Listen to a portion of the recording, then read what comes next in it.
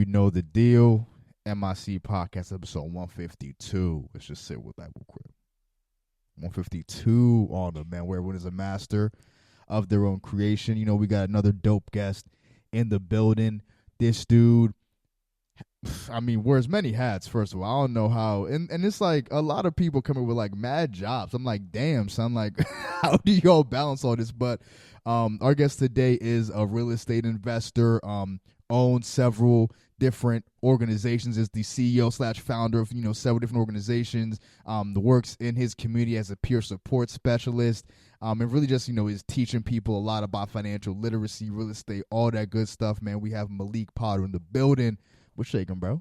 What's up? What's up? That's good to see you, man. Absolutely, bro. Yes, sir, man. I love coming in these rooms and talking about all these hats. Yeah, for sure. And just to even get the people familiar on how we met, you were one of the speakers at the Artist Talk Mental Health cohort. I think this was we're in February now, December, right? Yeah. You're the last one before the new year, and really just giving people game on.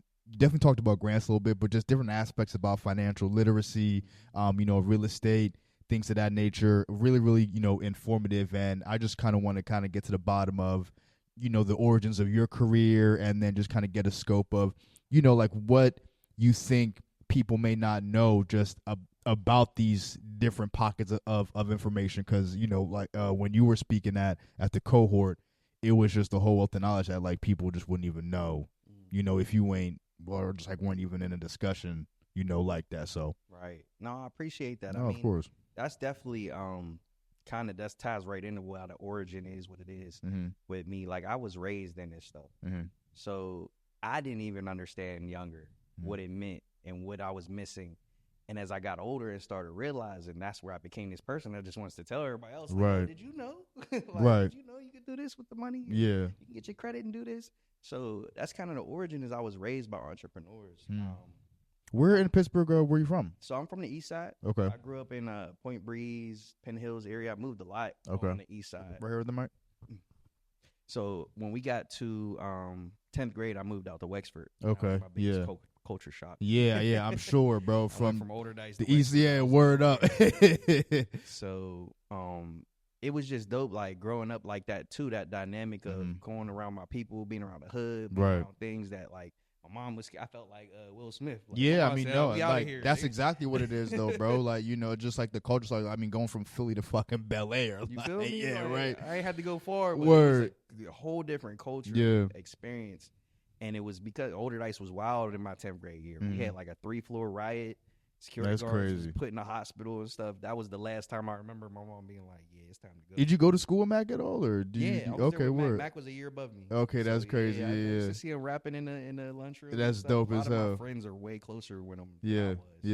But yeah, my mom ain't let me outside. Right. Facts. No, that's. I mean, fair enough. When you got to Wexford, just kind of go into the culture shock and how you navigated that, and just Yeah, so moving on to Wexford was one, I didn't have nothing to do. Yeah. Being out there ain't no buses to go into the city. Like damn, for real. Yeah, like you gotta get a good 5-6 miles before you can ride. God damn. I mean, Wexford is out there though, so I mean, like it makes sense. I'm just like, I didn't know it was like that though. That's crazy. But then it was like that whole BMWs and Benzes pulling up to high school. The high school looked like a college campus. Yeah, type the classes is different. Sperry's and all that. There's only like 8 of us. Yeah, right. Grade, so it's like, it was crazy because we would always gravitate towards each other throughout the day. Had to. Survivability. Yeah. Checking on each other. Like, you good? All right. It's a lot of Nike drop fit socks and Sperry combos. Yeah. I just want to check on you, man. Make sure shit's high. Yeah. Make sure shit's high. Like. Yeah. So that was wild, but there was some black some teachers. Mr. Hambrick was with the track team. Mr. Bishop was a counselor. He worked a multicultural class that I was a part of. Learned a lot about being Jewish and Indian and Native American. That's fire though. Yeah. Just even get those perspectives right in that atmosphere. So to be able to still attach to some cultures other than the white culture that was there, like 98% white. That's crazy. It was 2% other. Black. That's what I'm saying. They ain't even yet. If you're darker than this, you other, my nigga. So like, to have something to hold on to was dope. Word. But it was definitely a culture shock. I went through a lot of culture shock growing up. Okay. You know what I mean, there was a lot of identity things that I experienced, and that's kind of what led me to the mental health space. Yeah. You know, really trying to understand why I felt what I felt. Watching my friends, even back in older days and stuff, watching them go through what they were going through. Because, you know, we grew up in that age where the internet started booming, MySpace, Facebook. Yeah, right. So you can see people across the way. Right. Which I might not talk every day. Facts. So I actually went to therapy for some stuff I grew up through. And my therapist said, you speak in terms of psychology that you don't realize there's terms for. And she said, you might want to go to school for psychology. I was business undergrad at Slippery. I was going to say, yeah, you did get your undergrad in psychology, right? Yeah, okay. So I ended up switching from business undeclared to psych and a minor in business. And I moved down south and finished school down there. What made you make the switch initially? It was my therapist. I was raised in business. Yeah. So all that's like money, math. Like I used to sleep in math class and wake up and people be like, how'd you get an A on that test? You was asleep. I seen you. So I wish I was like that in school, bro. I had to use all of my brain cells for math and science and all that shit. It didn't come naturally. It came through my family. Like my mom's punishments for me when I was growing up, when I said I wasn't on the other side, she would find a reason to put me on punishment. Oh, Whatever I did wrong, you home. Yeah. There was one time she came home and said, you're on punishment for three months and gave me 300-page math books. God damn. Yeah. Even them angel numbers and stuff. Word. She hit you with that 3. And I don't even think she knew she did that. Yeah, and like that was before the Chance the Rapper had, right? Yeah, that was before that. You feel me? So I went through those books crazy. And I finished them in 3 days. Damn. I promise you, this is all facts. Yo. 300-page math books. This nigga is Tony Stark's nephew. Yeah. 3 days. I said, that's I would crazy. Just bother her. I'll be on her show. What you doing, Mom? She, you know, like, all right, you have punishment. Go watch. Yeah. Just get out. Like if you finish 300-page math books, there's nothing I could really give you. Yeah. So at that point though, early, that's the type of stuff that was training me. That's crazy, son. I look back now, like that's why I'm quick with math. So It's punishment. Right. So that was a lot. Like I keep saying, the aspect of my raising brings me to this broad aspect of what I do now. What did your parents do? So my mom's been in real estate my whole life. She's appraisal side, mortgage, brokerage. She owns her own brokerage to this day. She's been doing this stuff my whole life. I used to hate it. I used to be like, oh, I'm never going to be in real estate. I was the kid in the back seat while she's showing houses. And I'm like, I want to go home. I just got out of school. I'm not home yet. Right. It's kid shit, though. I'm telling you. So I always was like, nah, but she kept convincing me, and she ended up convincing me to buy my first house at 20. Wow. I bought a condo in South Carolina on the beach. What was like the reason behind her wanting you to buy like I can get the broad strokes, but like what was she telling you? Like why would it benefit you? I think she knew me well enough to know she had to convince me with something tangible to get me to see what she was trying to tell me. Okay. And a beach condo, I lived the travel lifestyle my whole life. You know, that's something I'm doing now, is trying to help people get into travel benefits and discounts. But I grew up with stuff like that. That's why it's important to me now. So watching us travel, I'm like, why wouldn't we have a condo on the beach? That sounds right up. That's fire, yeah. You know? And I was 20. I had some money saved up that we had together. She said, you know what? Let's do it. Your credit was good. I had probably like a 720 at the time. Went and got at 20? Listen, at 20 years old, because mom didn't play, and that's why I like teaching what I teach now. Word. I was just at Westinghouse with my nonprofit Realty Thinking on the financial wellness side, talking to the youth. I'm like, yo, you like money? All right, yeah, you look like you making money. How old are you? 15? Yeah. I said, but do you manage your money? At 20, that's crazy. Yeah. I'm telling them they 15. Yeah, I'm like, right. Here, take this budget sheet with you home. That's where you got to start, though, bro. That's where you got to start, because like they're gonna remember shit like that. Even if they don't use it, they'll be like, dog, like this one dude definitely did, approach me. I'm like, yo, do I know like at 15? But I was 15. I like, but again, and like, we've had people on here that are really active in their communities and shit like that. But it's like, you just have to hear it at some point. That's what the key is. It's like, even if you're not the person to go and utilize that specific piece of information, is cool. Whatever. It's not cool, but like, it's just like, no one can force you to, you can lead a horse to the water, but you can't make it drink type situation, but at least you heard it, so at that point, the directions too. You feel me? Right. And shout out Tyler Culverson. He was out there with me too. And And that's what we're actually putting together through Realty Thinking, the nonprofit I founded in 2019. We're looking at doing a financial wellness initiative. Okay. Where we're dispatching into the community. We're hosting a budget workshop tomorrow. Nice. You know, just for free online. Nice. Just trying to bring things to people. Right. And I'm telling the kids, yo, you know, when you doing your homework or sitting at home watch TV, hop on this. Yeah. Check your money. Look at what you spending and what you making every month. It might be $50 versus $70 right now. But that mentality. Right. Yeah. Like those habits. Right. Yeah. Get them early, because it took me a while. I used to just. What made you go with the condo instead of the house? Like, were you just like, I think I like the condo vibe more? I was always mobile. Like I said, I moved a lot growing up, so I never really thought in a house term of like I want somewhere to live. I'm thinking more, where can I go hang out? So I mean, 20 years old. I mean, yes, like it makes sense. Like I'm going to vacation at my condo. You know, it's cold. I'm gonna go to the beach. Right. And it was crazy. I actually ended up getting kicked out of Slippery Rock. Oh, wasn't shit. Always the great person I am today. So a lot of things happened. Yeah, it got slippery at Slippery Rock. And I went to school.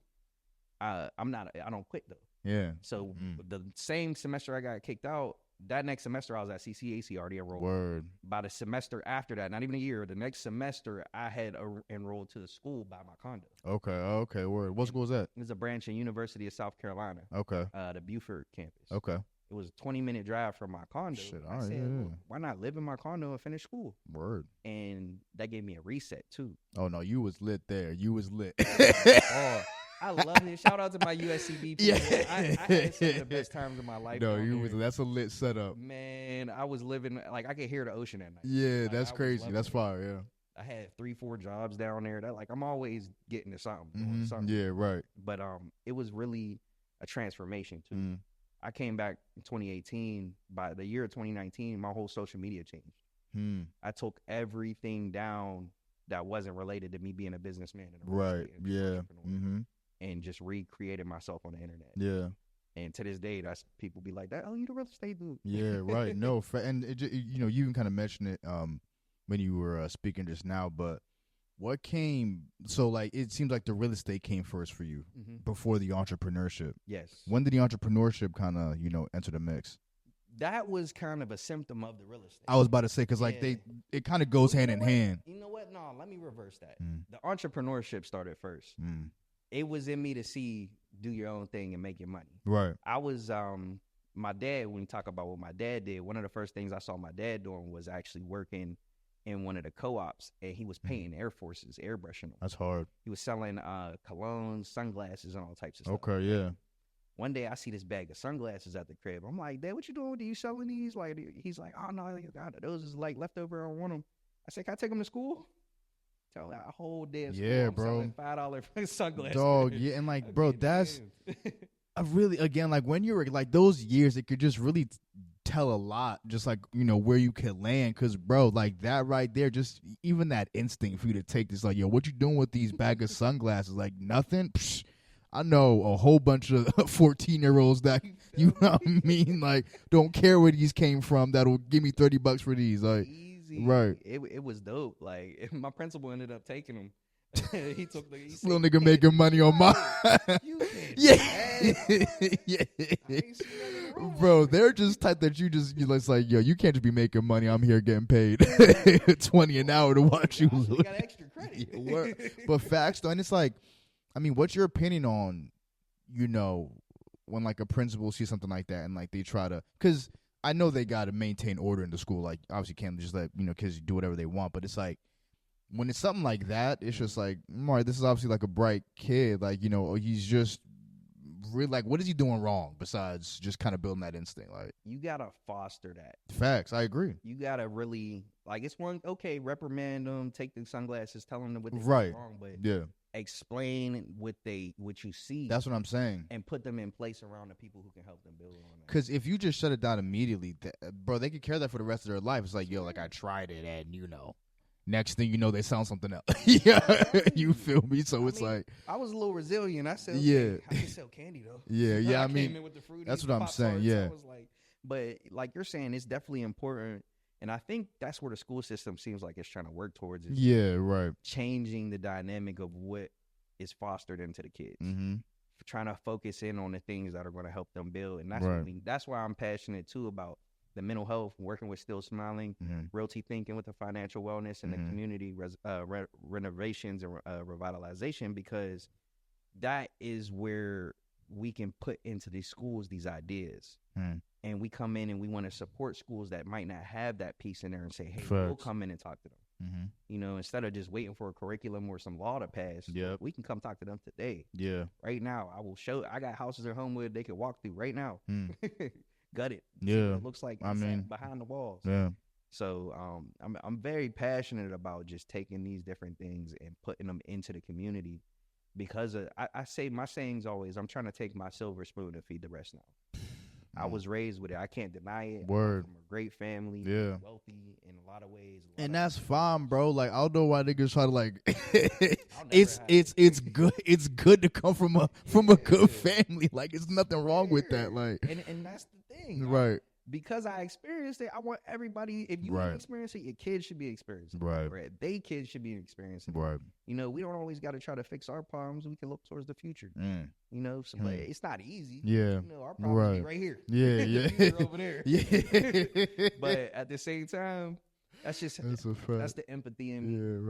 That's the mental health in me. The psych major in me that understands we all got these perceptions and feelings and things that we were never taught how to deal with. Facts. We were never taught what they're doing to us, you know, until you go learn. Yeah. Be like, oh, that's why I feel like this. I didn't know that.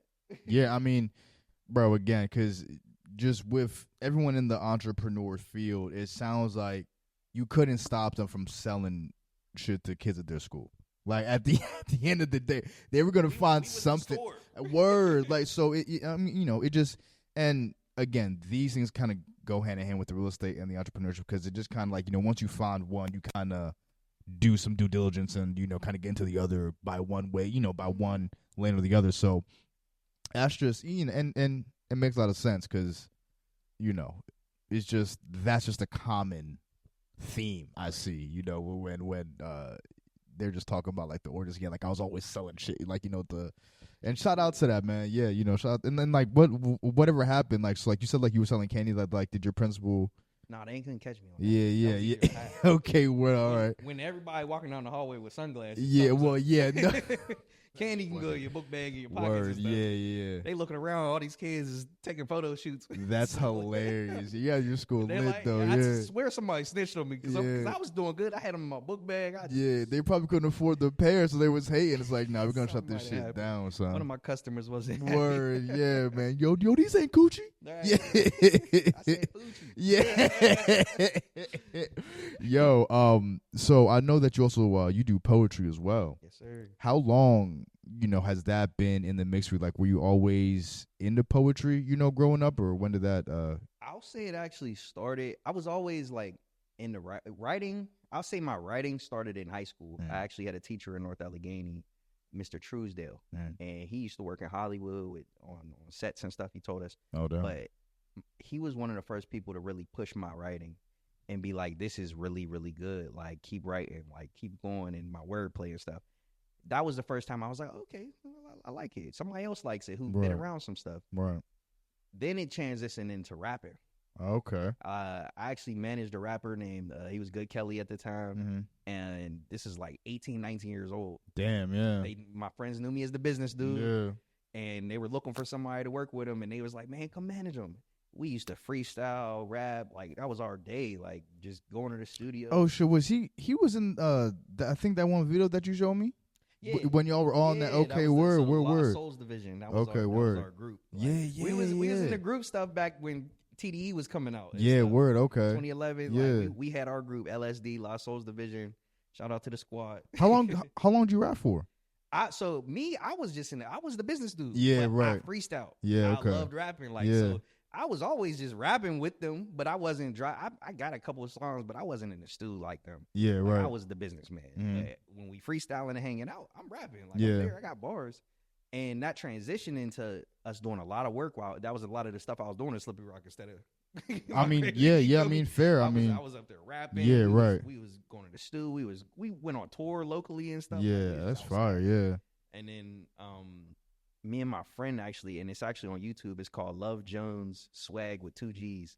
There's a video of me and my friend, and that was one of the first poems that blew up for me. Me and him wrote love poems about our heartbreak with 2 girls we was dating, and the AKAs up there wanted us to present to their alumni. Shout out to the AKAs, that's fire. Yeah, it was dope. Like I'm like 19 presenting to all these women in this sorority. It was crazy. Yeah, it's crazy. So that blew up. Shout out to hip hop. Yeah, look where hip hop can get you in front of a crowd of AKAs, man. I felt like I was on Def Poetry. Word. But it was my first instance of like, I want to keep doing this. And from there, I was just writing. Like I got poems to this day I performed that I probably wrote like 10 years ago. And I keep cultivating them, and they mean so much to me. So I've been doing poetry for 12 years. I performed when I was in South Carolina and up here. I performed in different shows, festivals, poetry slams. What made you gravitate towards more so poetry rather than, making music? I didn't like how I sounded rapping. For real? I didn't like my voice. I'm one of those freestylers who can't read my raps. So like if I write a rap and then try to like rap it on a beat, it sounds horrible. But if I just put that away and freestyle, it sounds fire. Okay. So instead of rapping what I was writing, I started performing. Doing the poetry, yeah. Poetry. So that's kind of what led me that way. It also wasn't a passion to me. Like if I rapped, I wanted to rap. Like I was going to be a rapper. Right. I didn't want to do that. So I also wasn't going to put all that energy into it. I was more business. Yeah, right. I knew what my purpose was. Right. At 15, 10th grade, I knew I wanted to be a sports agent. Oh, shit, okay. I went to Fordham University over the summer. In New York? Yep. Oh, shit, all right. There for a program. It was a 2-week program where I was a sports agent. And damn, bro. did leadership training and all this stuff. We had a mock.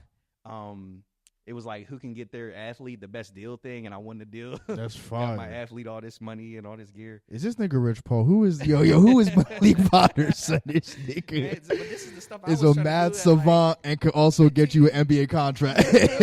like 15, 16, that was That's what I was fire thinking. though, bro. Yeah, just even have that initiative in you to be like, yo, I mean, just seeking that out is crazy. I gotta put it to my bloodline. It just because I'm watching my brother's turning 18 on Friday. Happy birthday to him, bro. That's crazy. Yeah, it's what's nuts. And his passion, he's like, yeah, I want to do this, and I'm going to school in Japan. Yeah, I'm like, we really like that. Like, we will really be like, no, this is what I want to do. Word. So, that was me back then. I knew what I wanted to do, and to this day, my ideals of how I move and what I want to do still kind of circle around that. Right. I see my support, that peer support at me. Yeah, that's really who I'm supposed to be. And long term, I think my goal is to be a consultant to help people in any different lane navigate their lane and expand on their lane. So that's kind of where it's been in me since I was born. I just didn't know specifically. Yeah, what way? I was picking what was out there and not creating what I wanted. Yeah, right. And like I think that's where you see like the real separation is when you start just doing shit from that just is organically from you. That's kind of when you even start to formulate who you are, the way you think, how you view things and things of that nature. So we don't realize that's what we can do. Facts. We don't realize everything that's out there may be a wheel, but that don't mean we got to call it a wheel. We just need to know how it was made. We can call it whatever we want. Word. I mean, that's a fact. 100%. When you were just even like going back to poetry, like I know you were again, in front of the AKAs, like 19. That's already a crazy setting. Just even being up in front of people like that. But like, how was the idea of performing to you initially? Like, was it something like you kind of took to? Did you have to warm up to it? I was never really shy. Very comfortable in myself. So my dad's situation, I got 2 dads. I got a stepdad that I thought was my real dad for most of my life, and then I got my real dad I met at 16. Okay. My real dad's a comedian. Oh, that's fire. He's on tour with Cat Williams right now. For real? What's his name? His name's Zooman Miller. Zooman Miller? He's been around. You can go back to Def Comedy Jam from back in the 90s, and he's on that's your pops? Yeah, that's crazy. So the performing was in me. It was already there, and I didn't know that until 16. Right. Like where it was coming from, because I felt that like I want to dance. I want to. Yeah, right. Yeah, right. Nah, right. Just the want. Like, right. Yeah, right. And not having that fear getting up there, or I won't say not having that fear, is transforming that fear into fuel. And because it's there. Yeah, like you can't right. avoid the fear and the nerves, but you got to eat them. And you make them fuel for you. You're like, all right, this is these nerves, I'm about to prove why these nerves don't matter. Yeah, bro. And all that was in me from him. Like, I didn't understand it until like I met him and I talked to him more and seen our stance, our posture, the way we talk. I'm like, oh, you been in here the whole time. Word, like, yeah. Facts. You know, my shout out to my stepdad, Mike Potter. Fresh Beer Fest, Blacktoberfest. Shout out to Proximity Brew. Yeah, bro. You just talked about off camera, so like, yeah, you know how he's involved in, Barrel and Flow. And shout out to Blacktoberfest, all the work he's doing, man. Shout out to that, man. Yeah, so like the dynamic of him too was in me because I was being raised by him. So it's like also he has a calm nature to him, meticulous nature. He's an artist, real like visual artist, detail. I was picking up stuff from him that I did, so when it comes, like, I guess I've been longly answering your question. No, please, longly answer, bro. It's a podcast. So that's the dynamic that I feel like lives in me on all aspects. The performer, the comedian, and my dad's also like the comedian.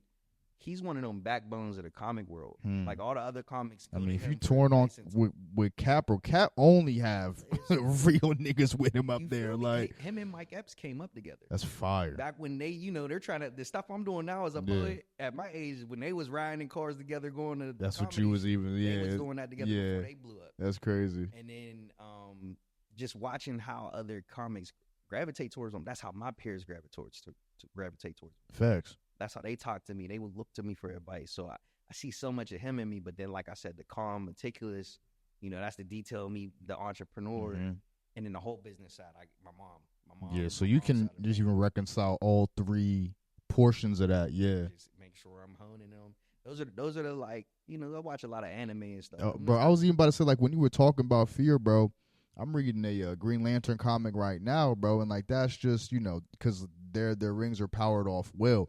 And it's like overcoming fear. It's like it's not the absence of the fear. It's not like we don't have fear. Of course we have fear. Like we're human beings, But it's like you said, you just gotta transform it. Right. I like that word you use. Just transform it and let it fuel you. So and like obviously I'm a big anime head too. So you can't destroy or create energy, right? Yeah, right. Only transfer it, transform it. That's what we got to do. Facts. Yeah, but that look like you said the mangas, the like. The comics, the anime. I was just talking to my friend earlier about it, like the messages they put in that stuff. No, I mean, bro, this is my favorite anime of all time. Like, I mean, bro, this is my favorite. Is it the best? No, but this is my favorite. This is like the godfather of anime. For a lot of us black folks. You feel me? Yes. Like it was Dragon Ball Z, son. That's what it was. All right, little off topic. Real quick. Yeah. Is it true? I heard this. Did Mustard use the sounds from Super? Cause I don't know if it's true. It would be hard. I wouldn't be surprised if it's true, but I don't necessarily know if the nigga Mustard was, watching Super. Right. I can't say that. I'm trying to find out. It might be a happy coincidence. You know what I mean? But real niggas could peep the game. Yeah. I try not to trust everything. Yeah. Because like I definitely saw that too, but I was like, this nigga Mustard wasn't what? Yeah. I was like, I'm going with it though. Like, it sounded like he was trying to go Super Saiyan. Yeah. I feel like if Kendrick, had to sing the beat, then maybe, because like I feel Kendrick would just be more in tune to that shit. Like I don't know, this is speculation, but I just feel like Kendrick would just be more in tune to even thinking like that. You feel me? Nah, but it could be, man. And shout out to Mustard if that is true, man. But I do kind of want to fast forward a little bit. So when you were just even initially getting into real estate investing, like how was it getting your feet under you in that world? Because that's pretty crazy. So that was a lot. My mom, I always shout her out for her expert. I call her the guru when it comes to real estate. The things we've done since I came out of college at my age is almost unheard of. Like, we just closed on a house for DeMar Hamlin. That's crazy. Congratulations, bro. That's ill. My mom helped negotiate the deal. We did it through my title company, all this stuff. That's fire. Congrats on that. That's fucking dope. And that's the most recent. Right. Back when I was first getting out, we were flying to Kansas City looking at acres of land where we were going to do a mixed use. They got an old armory next to their jazz district, which is they were trying to do a sister city thing because Pittsburgh's a sister city of Kansas City. Really? Yeah. How does that work? How does through the jazz scene? So the way shit! Think of the jazz scenes and stuff. No, this place has a rich jazz history. That's crazy. And you'd think it was like an underground railroad of jazz. Wow, what the fuck? Places. I still don't fuck with the Chiefs, but shout out to Ken. Look, hey, listen, man. Yeah, don't try to sneak your way in. No, do the jazz. No, but that's ill though, bro. That's fucking crazy. Yeah, so that was a big development. I was a part of young, like early in my days. That's wild, bro. We're doing environmental tests. We're looking at renderings of what the armory would look like it was going to be like a wedding venue type big place, and then there was going to be all like I think 130 houses built next to it for residential. That was one of the first things. Down the road, I'm in the DR meeting with investors or developers who are trying to build a resort on the water with all these houses and stuff, looking at their renderings and walking the beach where they're going to build these houses. That's crazy. Ended up partnering with them and buying a house in the Hamptons in New York that we've been renovating. Like, these are the things, like some of my first projects that I was about to say, like was your mom instrumental in like just connecting all those pieces for you, or like was that some of your own networking? My mom was always the connector for me in real estate, but it was more like we were partners. We came in through the title company, so our title company and my mom's history and her reputation led us to be working with lenders who were introducing us to these people, or having like people we're doing deals with for their title. Like, oh, we got this opportunity. So that comes to us a lot where they'll be like, oh, we need $100,000 investor, or we need somebody to come in on this side with their credit. What's the most ass deal y'all been approached with? Like a deal that's like, I'm not giving you the money. No, I'm like, I'll say the Hamptons deal turned out the worst. Really? So interesting. It's not over. We still have it. Our partners weren't the best. And we had to do some litigation, some legal things, went through a year of arbitration and all these things. That was probably the most frustrating project we had. Damn. And it had the most money invested into it. What were y'all trying to do out in the Hamptons? So we bought a little mini mansion out there by the river. I mean, by the ocean in this little community, and we were just going to renovate it and flip it. Okay. At this point, we're looking at renovating and keeping it now. But working on the project, you got your contractors. And one thing I'll say to people, and it might be a deterrent, but it's real. Real estate's a shiesty game. Dog, it's the only shit I hear about real estate is shiesty shit. Like 90%, like, there's, obviously good stories within that. But yeah, like a lot of the times, like, yo, I just bought this house I shouldn't have, or like, I don't know if I got a good deal on, this and the third. So, I mean, I'm not surprised. It's very shiesty and it's based off, but it's another part of our government. I was about to say, do you think people... Like, when you say people enter that space looking to be shiesty, or it's like a con artist seeing a free lick. Like, they know what they're talking about and know how to work that industry. That's crazy. If they see a lick, they gonna get it. Right. Like, so watching that and learning through my mom is how to protect ourselves through that stuff. Even with, I don't think I can never say we've taken a loss. We still have the properties. We still we might take a loss on the money, but never a total loss. Like, we didn't lost everything. Right. Because there's always a way to salvage. There's always a way to maneuver and pivot in real estate. And that's the key. Right. When you have the knowledge, it's a lot harder to get taken advantage of. You get your paperwork right, and you protect yourself with your lawyers and your accountants, and you get everybody in your circle, your network together. That's who's protecting you. So that's the key part I talk about in real estate. First, I say, what's your credit like? That's basically how high you can jump. And then how wide you can be and how big you can walk into rooms is based on your network. Who you got in your corner who can protect you or help you make you more lucrative, make you more valuable. Them two things, you can move very far in real estate. How would you say one even gets into real estate investing? Tap in with Realty Thinking. No, I mean, facts though. Facts. That's one way. You got a network. Yeah. You got when I first came back home from South Carolina, I was on Eventbrite. Okay. Just typing in real estate, whatever. So I was going to the stuff at the casino and wherever I seen the word real estate. I was there. Well, that's crazy. I took cohorts. I just finished a developer cohort with Bridgeway Capital. Shout out Bridgeway Capital. I did Omacello Cares program in 2019. Shout out Joshua Pollard. Shout out Neighborhood Allies is still doing it. A great program. Like, I'm not sitting back waiting to get in real estate. I was out here finding it. Right. I was meeting with people who were in it. Like, that's what you got to do. You got to talk to the people who's doing it. Right. See if you can get with them and find the resources in your community that's going to help you get it done. So, like, at what point when you started real estate investing did you start to kind of, build a foundation for yourself? It was based on my condo. Okay. I actually, which I regret. I will say, you're gonna make some decisions you're gonna regret, but you gotta make the best of them. Yeah. I sold my condo in 2021. Oh, so like you regret selling it? Oh shit. I made over 6 figures. Wow. That was a great foundation to be like, all right, now I'm ready to play. But that shit probably could have made 7 if you waited. 2 years later, I looked at what it was worth. It was worth. I sold it for double what I bought it for. Yeah. It was worth quadruple 2 years later. That's crazy. I sold it after the COVID thing, so I'm thinking I'm hitting the lick. Yeah, no. Next thing I know, you're the lick. Yeah. Yeah. So, be careful about turning into the lick. So, keep your assets. Right, yeah.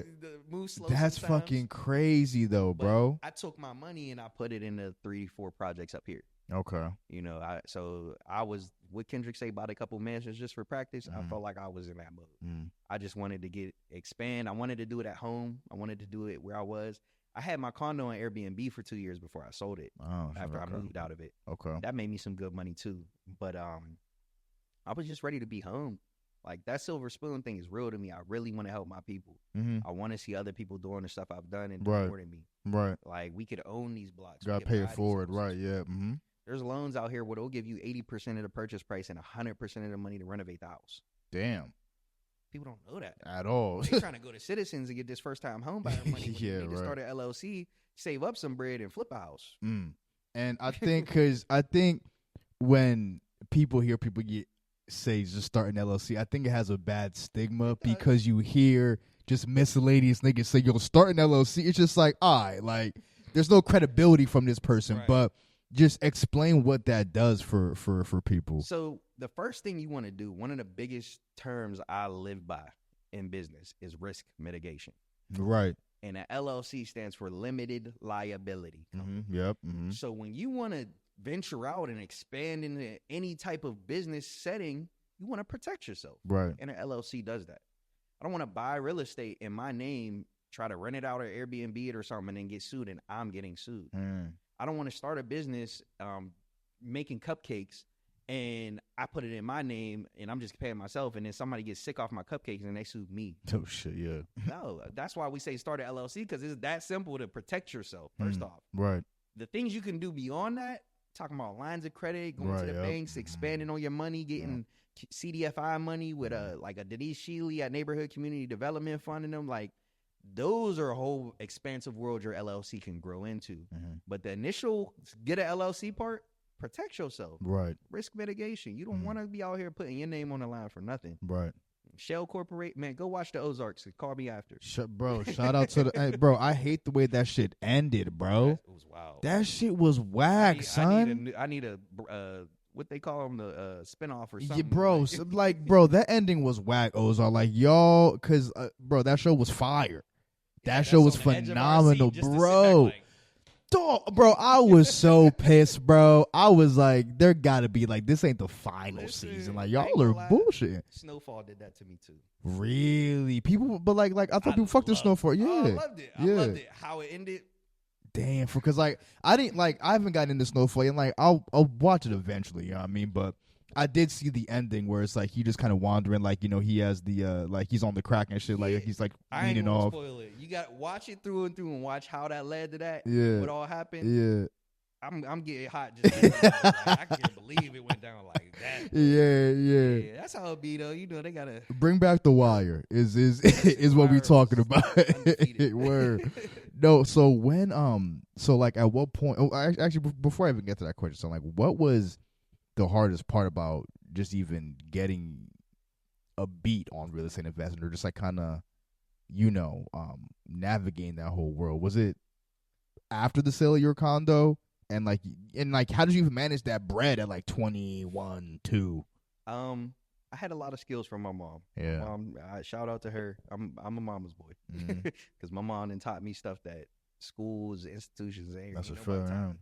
But when it cut, like, just shouting her out. My brother 18, I'm 31. We both started doing QuickBooks at 15 years old. Wow.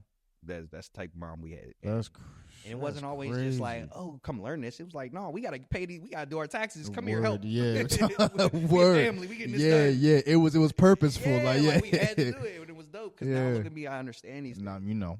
But I would say it's going to be different for each person. What's the hardest part of real estate? Yeah, I mean, fair play, yeah. You got to know what your skill set is and what your network looks like already. Right. Me, I was cool with the paperwork stuff. I was already hip to a lot of I took real estate classes before. I was raised by a broker. I've seen deals. I bought a house before. All that stuff was in me already.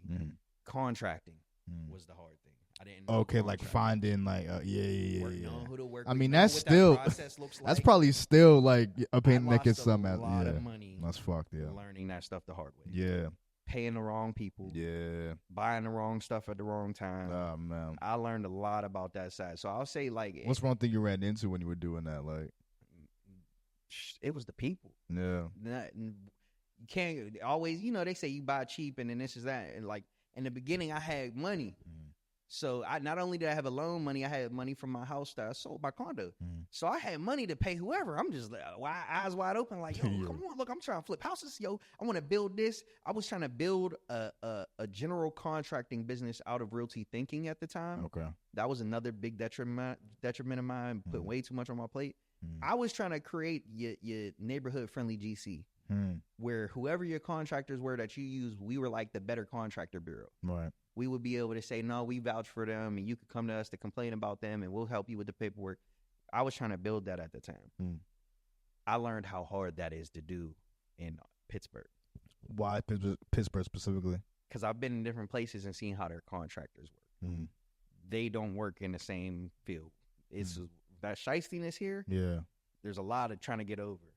It could start off, oh yeah, man, I'm trying to build with you. I want to grow. Teach me the stuff you know about lending. I want to do all this and that. And then as soon as they got a bill due or a baby mama complain, yeah. As soon as you give the nigga a hammer, the nigga don't want to build no more. I'm telling you, I had people telling me selling me dreams. Right. Of course. As much as I have to be such a risk mitigator because I'm a risk taker. Right. So I'm over here at least you know that, bro, because niggas be risk takers but not mitigators. And it's just risky business. Yeah. Feel me? I ain't with that. I'm at least I keep my threshold in there. I ain't gonna go right. But I might bobble my head under the water. Right. So I learned a lot over these. It's been 4 years of me doing these renovations and stuff. I'm just finishing one. I got another one that still needs done. I learned a lot about who you go into business with on the contracting side. Yeah. The paperwork and stuff is a lot more what you know. Right. And once again, who's on your team. The contracting stuff, you can't dictate what somebody's life's going to do. That's true. Your project. That's true. That's why it's hard to work with individuals. You got to find these accredited businesses with referrals from people that you know have worked with them. You think that a portion of the shystiness and we're just speaking generally. You know what I mean, but because Pittsburgh is still being built out. There's still a tons of, like you were even saying, just tons of abandoned houses and just blocks. You think a part of it is people trying to be at the forefront of certain shit, certain areas, trying to get in early, just so they can maximize, whatever profits or things of that nature. Or it's a lot of that. It's not us. None of our people are doing that. None of our people have a hand in that. It's these companies rest in peace and my condolences to all the families affected by the East Hills fire. Their whole outside company from Jersey owning this property in East Hills, and they weren't taking care of the property to the point where it burned down and injured people. That's crazy. Yeah. So these people are coming in, like you're saying, looking for these market gaps and be like, oh, that's gonna be next. I see a Amazon warehouse there. I see a Starbucks there. Oh yeah, we got to get in there. And they're not community-oriented people. Right. They don't care how they're affecting the people. Right. They can change markets. That's another thing people always ask about what the real estate market's like. If you want to be in real estate, you can create the market. It doesn't matter what it's like. You need to understand it in the beginning a little bit. Okay, I see what the numbers look like and what's selling. But if you come in with the right tools and the right plan, you could change that market. Right. I'm seeing it in Homewood right now. There's houses going for $200,000, 200 plus. And maybe 6 years ago, they was only worth 50,000. So at this point, we got to understand that's the problem. We're letting these other people come in and catch our communities we grew up in, and they just doing whatever. It's tough to combat though, because the money ain't necessarily there in the community, and it's like once they get that influx, you're just like, well, we got the bread, so we kind of get the say of where shit is dictated. I look at that as it's a top down and bottom up thing to me. The top down is making sure and holding these the cities, municipalities, and the organizations accountable, right? CDCs and stuff, really holding them accountable, getting involved in their meetings, getting involved on their email list, paying attention to what they're actually doing. Because some of them want to do good, but don't have enough people in the community to kind of guide. To like push the movement forward, right? What they think is good, right? They ain't got nobody challenging them, right? That's top down to me. Bottom up, teaching people, young, right. And like, because what happens is, grandma don't want to leave you her house. Auntie don't want to leave you her house because she don't think you're gonna do nothing with it because you don't know what you're doing. I've heard the conversation. I got friends who be like, man, can you have a meeting with me and my grandma? I want her to understand. I got someone who knows what they're doing to help me do what I want to do with their house. Right. We don't have that dynamic. I mean, it's a great point. Generational wealth and passing. That's a great point. Yeah. And also just the mindset of knowing what our capabilities are. No. Being a developer ain't no thing you got to go to school for. Right. You can get the right network and get through some of these courses I just talked about. I just did a developer course, and with the right credit, capital, investors, and network, you can be a developer. You can build an apartment complex somewhere. Shit's crazy. Right in that neighborhood you grew up in that you want to see look better anyway. Yeah. We have those capabilities. We're just afraid of them. I was about to say, like, you think there's less barriers to entry in real estate than really like any other industry? I would say so. Look at where all the felons go. Yeah. They either building houses or flipping. So true. I mean, like, because they ain't got a lot of people challenging Yo, what I'm they crying, doing. but that's a fact, Listen, though. Yeah, shout out to definitely. Ozarks. Word, yeah. Nah, that's a whole fact, bro. That's saying, hilarious. Like, it's an easy industry to get into. It's a hard industry to maintain. I mean, yeah, fair play, right. You know what I mean? Like, and it's not just being an agent. Like, not knocking agents. We need fact, right. But there's a lot of different ways. I'm heavy on teaching people credit leverage. You can use just your credit score to help somebody who knows what they're doing flip a house and revitalize the community when their credit isn't good, or if they just used it too much. And you can get paid to do that, and you can learn about the process that they understand while working with them to do that. Yeah, right. Look how much you just got out of having a good That's credit true. score. That's true. And I know a lot of people who sit on their credit score. I got probably more friends than fingers I can count on my hands that come to me and be like, oh, I don't know my score. I said, man, just look. Then they come back to me, man, I got a 750. Yeah. You wasn't looking at that. Yeah, right. But you was just telling me you had a bill you needed to pay. Go get Yeah. you a credit card now. Yeah, go right. buy a car, whatever. Yeah. Like, credit is like, Jay-Z said it. Like, how they buy all the land in America? Credit. That's how they did it. And that wasn't even the bar. Then you just said credit. let y'all sit with that. Like, you feel me? Like, there's so much power behind it that we just don't tap into, and we were raised not to tap into it. I feel the same way with the mental health stuff. You know, looking back in the Black history of what mental health looked like for us, I get why. Right. It wasn't nice. Right. It wasn't nice. Shout out to Still Smiling and PA Arts and Lectures and Carnegie Library. We're doing book read discussions on a book called Madness right now. The book is about a mental health hospital that was opened after slavery was ended, where they took these 4 Black men and took them to the woods and made them build their own mental health hospital. Called it a mental health hospital to make it real, so they could get funding from the government. Wow. And it just kept throwing Black people in there. What the hell? One of the stories. This is a book you said? There's a book called Madness, but it's a real story. That's about crazy. This place called Crownsville in Maryland. Golly, damn, Maryland was Crownsville. Right. I'm from Maryland. I didn't even know this shit. What the fuck? Man. I will not be going to Crownsville. The book is good. It was closed. For they hand me a hammer. Listen, 2 of the weird stories. 1, people in a diner didn't want to get up from their seats filming Crownsville. Damn. 2, British dude, Black dude walking down the street. He ain't from here. He talk funny, right? Oh, he talk funny. He got mental health issues. Send him to Crownsville. No if you Black and are going to Crownsville, just let somebody know. You feel me? Just so they can. And say he talk funny. Throw him in these Crownsville. Discussions, though, I'm realizing, like, yo, that's how we talk about Western Psych. That's how we talk about the mental health resources around us. Sometimes it's like, oh, that ain't real. You don't want to go there. Like, you don't want to get thrown in Western Psych. What if I need it? What if I'm schizophrenic? Damn. So, you know, so it's very wild how the history changes our dynamic, and it's same with credit, same with real estate. We have these histories that bring that fear back. And keep going back to that fear that we need to quit running from, and we need to transform. We need to make that fear fuel and start tackling these things we've been hiding from. So when did you decide to start Realty Thinking? Like, at one point? 2019. I was coming out of college. Shout out to Zabrion Smith. Zabrion and I were in a poetry slam together. Okay. The poetry slam was about the gentrification that happened in East Liberty. Oh, right. I mean, I saw that when I first moved here. It was like a summit type poetry slam they did, and they was giving away money. Me and Zabrion, I did a poem that talked about gentrification and stuff. Me and Zabrion connected. From there, we talked about wanting to do something big. And then a friend of mine, Emotions Whitfield, she did something called a think tank at Community Forge. Okay. I was like, I want to do a real estate. Shout out to Community Forge. Big shout out. Community Forge. They've been doing some great stuff. Absolutely. But I took the think tank idea and I said I should do a real estate one.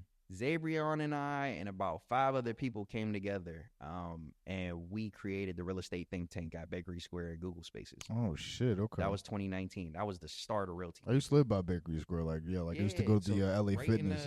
Across the street on the Google Spaces. We had 200 people sign up, 100 people showed up. That's dope. That was Realty Thinking's first event. Wow. And from there, I knew I wanted to do a nonprofit. Something was on my heart. God kept telling me, nonprofit. And Realty Thinking grew out of that collaboration with them after their think tank.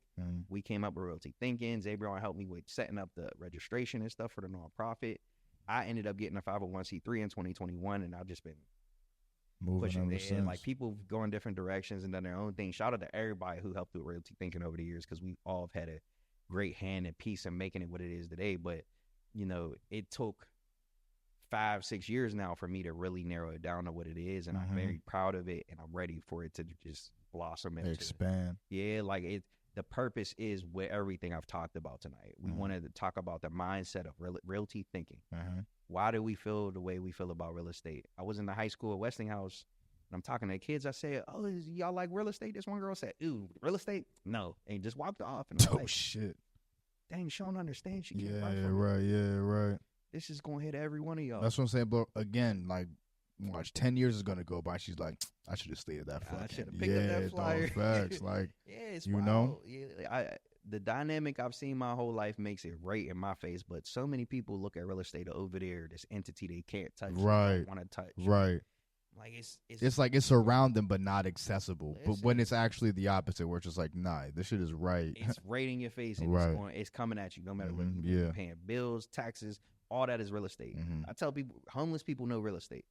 They know where they can sleep. They know what the laws are. That's crazy. Real estate's in everything. That's wild. It's in everything. I mean, bro, it's that Warren Buffett quote, man. A rich man and a poor man both got money problems.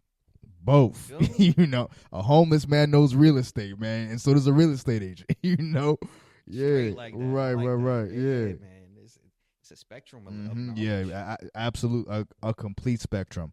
How did you go about finding your team of board members? So originally I was just grabbing the people who was helping me. I was watching some LaRussell's video on that, building a team without funding and stuff. I ain't had no money to get nobody. Right. I had some money to put towards the events and stuff, but that was about it. Right. But at first it was them. That didn't work out. Like I said, everybody went their separate ways. So just last year in 2024, I actually wrote down what I felt were the pillars of real estate and finance. What do you think they are? I would have to pull out the list, but I really focused on real estate. I was looking at lending. I was looking at legal and laws. Okay, yeah, right. I looked at the agency side. Okay. The renovation side, the construction side. So I pulled all of those different things, and I put names under each one of people. Wow. Okay. Nice. Okay. And then as I pulled out those names, I sent them all applications and invitations to be on the board. Nice. Some people responded. I did interviews. I had them fill out the apps, and I chose my board. And I got 7 people on my board, including myself. And that's temporary. I'm actually going to be removed from the board eventually. But the people I have on the board now, why is that just like how it works in business, or like what? That's a nonprofit thing. You can't really be on the board and work for the nonprofit. Interesting. Yeah. Why do they have that set up? Is it It's just... a conflict of me. Like the board is supposed to be representing the focus of the nonprofit and Right. the community attachment. Right. So they technically can't make any money off of it. Right. Okay. If you work for the nonprofit, that's where you can get a salary, Got you. paycheck. Got you. My passion isn't so much guiding it anymore. Okay. I'd rather bring in a lot more expertise of people who know more than me. Fair, yeah. But I like the dynamic of navigating what it's doing. What's it like creating something like that? A lot of late nights. Yeah, I mean, I'm sure, bro. And I was with my girlfriend at the time when I was really doing this, and she would sit up there with me in my office. I'd be up at 3, 4 in the morning. Yeah, man. I mean, it gets like that. I have a Google Drive folder of how to start a nonprofit, strategies. I got folders for days that I just was researching. And then I ended up trying to do it myself. Didn't trust that risk mitigation. Didn't trust me to do it. Paid like 3 bands for some lawyers to do it. And got my 501c3 through that. Nice. Yeah. And that I mean, I would say I learned something from Aaron Gibson, at Ship Impact. Also one of the board members at Emerald City. Shout him out. He was telling me about how he built his business. Okay. And I wasn't as meticulous or organized as he was when I was doing what I was doing. I do got a lot of the info, but he's the type to write every detail down while he was researching.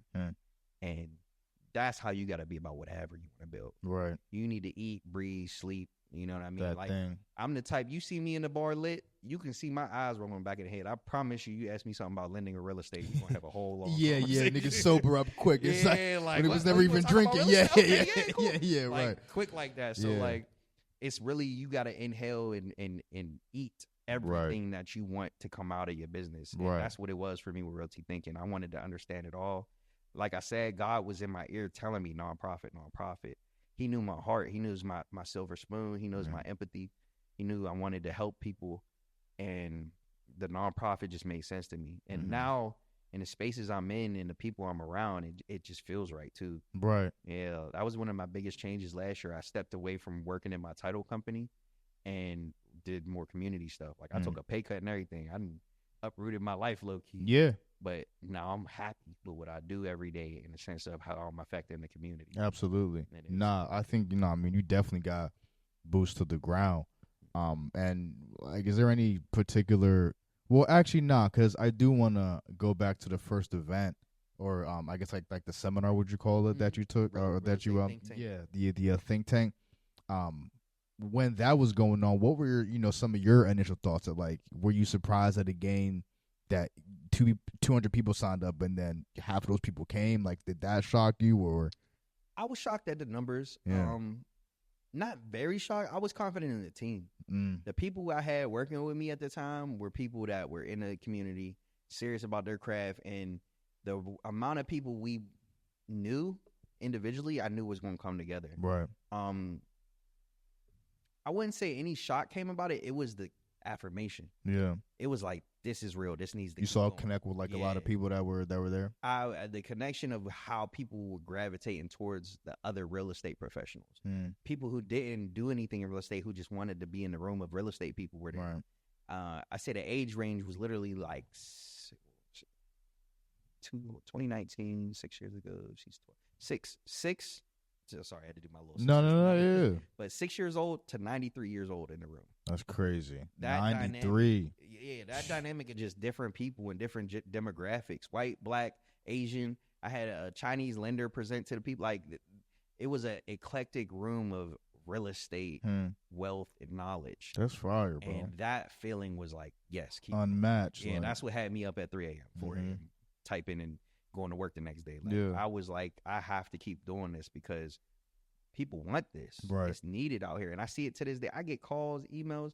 I got DMs right now I'm supposed to be responding to people who want to meet with me and talk about their real estate goals and their journeys and what they want to do. Yeah. Prices are going to keep going up, y'all. Get with me now. Bro, and I was even, what you think the Pittsburgh market right now, like, is there anything that it needs as far as real estate? Anything that's missing or not being done to a T that you feel could be improved? Real estate wise? Two things I was saying earlier. Contractors. We need more people who want to learn the contracting business and want to take on that. The unions don't do residential work. that was something I went. That was another course I went through. I went through a pre-apprenticeship program with the unions. So they only work on like commercial stuff, big commercial buildings, highways, big projects like that. I forget what year they said it was, but the carpentry union who would have did the residential stuff, they got out of that work because you got to think a union's got these wages, prevailing wages, and all these things they got to pay. They don't make enough money off of residential work to pay the people what they're requiring to get paid. Okay. So they have to take on these big government contracts that get government money and stuff to be able to pay these wages to these people who have a okay, threshold. Yeah, I mean, I had no idea about that, but all right, yeah. It's a lot. Crazy, There's a lot of the politics is wild. Politics is huge in real estate. Sure, of course. I tried to avoid it for a long time. I'm like, is it possible to even avoid? That's what I'm saying. It's one of those other things. Yeah. You can't avoid that shit. Understand politics and what people are doing around you. Whether you want to vote or not, whatever, all that don't matter. You need to know what's going on around you at all times. And that was the big piece of, a connection I made. When I realized that unions don't do that and who's doing the residential stuff, and I seen some of the contractors I'm working with, and I'm not getting good referrals, there's very few people out here who are taking on that space. So like the residential stuff, it's just kind of like you got to know who you know. Right. I got an electrician who does no marketing and will only work with people who are referred to him by people he work with. I mean, that's fair, yeah. Because he's like, I'm not when you're good, you don't need to waste your work. time or and that's true, especially in that line of work. Like people will definitely, who can go against you. Exactly. Like, people are looking for you all day. They get these other people. They gonna be. He's an electrician. You said too. Yeah. Nah, he's making dumb bread. I know he's making stupid. The money that comes, and he does a great job. Yeah. And so that's one aspect. The other aspect is just building the knowledge on what we can do. Like we got to stop being afraid to try these things. These ain't this ain't a Forex or some like a hobby thing you can pick up. Yeah, right. This is life around you. Yeah. These houses and stuff are being picked up, sold, transferred, or changing the dynamic of what your taxes will be. That's what I'm saying. And a lot of us just leave. Yeah. I even left for a little bit. Yeah. That's why I came back. I said I gotta come back home. Hopefully, some niggas left Forex, man. If you're still doing Forex, I don't know in 2024. Look, I ain't gonna knock so. What people don't like is multi-level marketing, which is another style of what people say is like Ponzi scheme. Yeah, right. Multi-level marketing is just another rendition of how all these businesses work. Everybody's using other people's labor to make some money. It ain't. What you think the disconnect is when it's like people are presented with something? Because like because I have been presented with yeah. I'm telling people right now about a traveling club I'm in, and it has a multi-level marketing piece to it. Granted, the product itself without that is great to me. That's why I like presenting it, but that's what it is.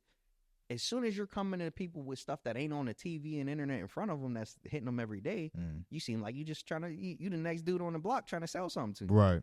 And we've all, that right there, dude on the block trying to sell something to me is the aspect of multi-level marketing. Right. I mean, that's a fact. And when that dude walk up to you trying to sell you soaps. Man, yo, get the fuck out of here. So that's how we look at it. Yeah, right. That's sometimes just lack of knowledge. Now why I said it, why I kind of defended it is, one thing I'll defend is Forex. The foreign exchange market is a lucrative way to make money that is being transferred and made anyway out here. Banks pay people six figures, like $300,000 to do Forex in their banks. A lot of banks take our money while it's sitting in there and use it in Forex. I mean, makes sense. What I mean? So makes sense. The Forex that was the thing that we were supposed to be avoiding. And it ain't the multi-level marketing. We just need to choose what are, like, if you sell cars, you should be okay with multi-level marketing. If you sell houses, you should be okay with multi-level marketing. Any type of product.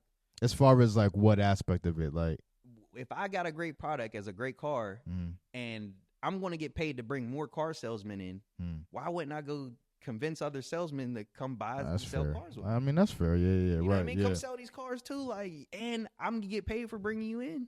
That's multi-level marketing. Right there. And what it does is help the business. The business that hires everyone is making more money because more people are coming in to sell their product. And that's what, like, if you look at Uber and all that, that's what they rebranded multi-level marketing in Uber and Lyft and stuff. Damn. Think about it. Y'all are independent contractors. I'll give that to you. That's fire. I'll give that. That's crazy. I mean, it's a fact though. No, it's very true. It's all about your knowledge level of the product. I guess we just got to find the nigga that gave Forex a bad stigma and it's the way they were doing reprimand him. Some people ain't out here being on. All right, you got your car salesman who's going to sell you that brand new Audi that looks great. Right. You got that car salesman that's going to sell you a beater that don't work. Right. Them beater people is going to mess it up for everybody. Right, yeah, facts. Next person come trying to sell you a car, you're going to be like, I don't know. I just got sold. And that's what happens. Some people just out here trying to get people on, get their quick buck and then get out. And that's where the Ponzi scheme. It kind of gets a little shiesty. Yeah. All right, all right. Your product is a lot. I used to remember them Susu boards. No, what's up? The you know what I'm talking about? Them circles where you play on the outside and you get into the middle. It was during COVID. It was booming. You never seen them? No, I'm not hip. It went crazy. You would put like $100 in, and then once you get to the middle, you get paid out by everybody who puts the $100 in. There might be 8 shit. slots. Okay. I studied that stuff to a T. And it was a Ponzi scheme that was going on. But I studied it to say, how could we transfer this into something lucrative for the community? And it's actually, I called it a Susu board. It was called there's some British name for it, that the guy who started it. But Susu board comes from an African tribe that does it, where they, as a community, collect resources, and every month or week or something, the resource goes to a different family in the tribe. I see. And that was the idea of the Susu game, the money.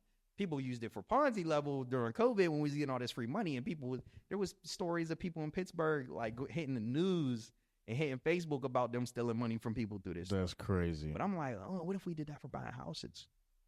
What if we all had turns buying houses, and if whoever gets the pot that time gets to keep it or sell it and make the money, but then the next one we all invest and then we keep rotating. Right.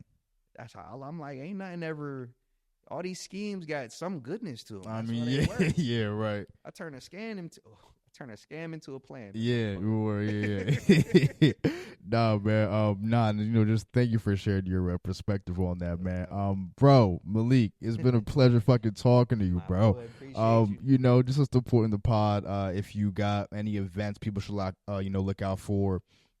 If you want people to find you on social media, you can definitely plug any of the pages that are active, man. But thank you so much. I think you dropped a lot of gems, just knowledge wise, and just hearing your story was incredibly dope too. So yeah, man, again, thank you so much for coming up, and the floor is yours, bro. I appreciate my man. Yeah, no, this is a great opportunity. I love talking about, a lot of people don't know my history, so word, yeah, to get it out there. Absolutely. And, follow me on Instagram, Mr. Knowledge Broker. That's the brand coming soon. That's trying to get this knowledge out here. So Mr. Knowledge Broker on Instagram. Shout out to Still Smiling, Realty Thinking, PGH. Follow us. Mental health, real estate, and shout out to everybody who supports me and I've been working with out here, man. Y'all know who y'all are. I tell people, I stick to the people that I know are doing things in the community for us to grow, because Pittsburgh's for the taking right now. We got our first black mayor out there. Facts. So it's our turn to all level up. I agree. Pittsburgh there for the taking, man. Absolutely. MIC Podcast, episode 152. Everyone is a master of their own creation. Meleak Potter in the building, man, and we out, bro. Peace.